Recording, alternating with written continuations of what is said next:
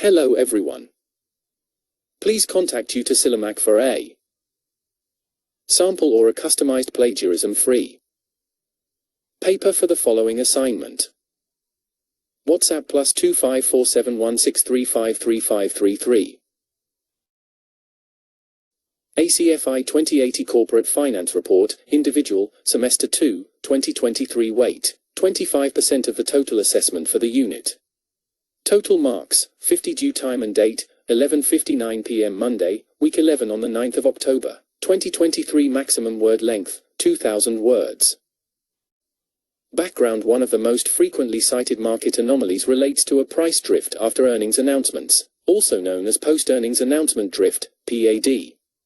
Ball and Brown, 1968, were the first to note that the cumulative abnormal returns of firms which report good, bad news on their earnings are inclined to drift upwards, downwards, following their earnings announcements.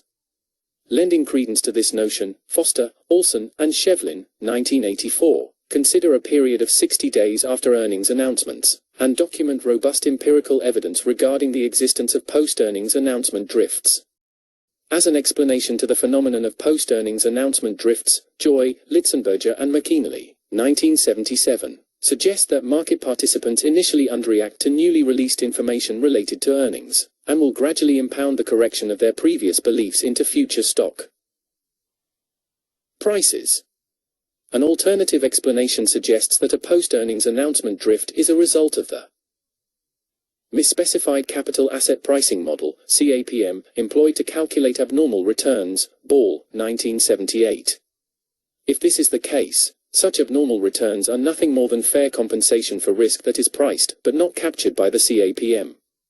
In light of the limitations of CAPM-related abnormal returns, Watts, 1978, implements methods to mitigate the shortcomings of the CAPM and still document significant abnormal returns after earnings announcements, providing support to the delayed response to information argument. Burnand and Thomas, 1989-1990. Show that asset prices fail to capture information implied by the current earnings about future earnings.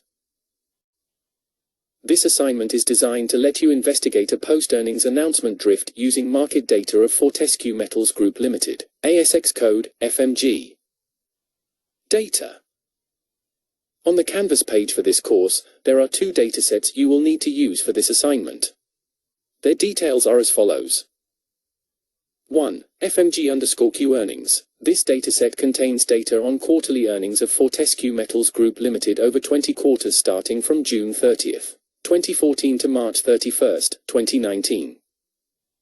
2. ASX_daily returns. This dataset contains data on S&P ASX 200 daily returns over the period from April 1st, 2019 to August 30th, 2019. Questions to answer. 1. Does the phenomenon of post-earnings announcement drifts contradict with the efficient market hypothesis? Why?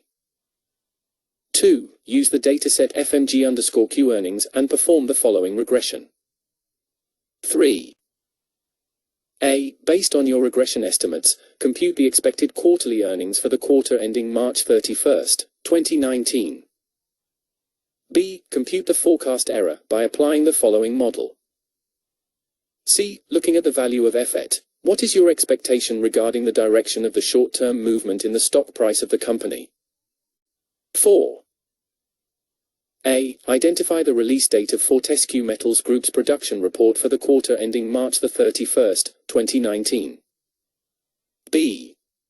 Collect data on Fortescue Metals Group's daily closing stock price from 1 day before the release of the company's production report for the March quarter to 60 trading days after the report release date. C.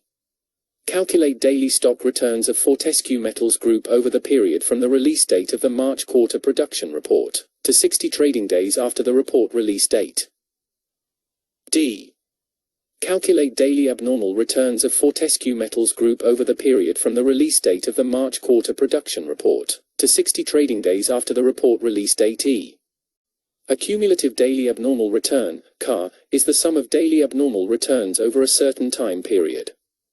5. Looking at the pattern of cumulative daily abnormal returns in question 4.E, is there any evidence of a post-earnings announcement drift? 6. discuss 3 behavioral biases that potentially drive the post-earnings announcement drift.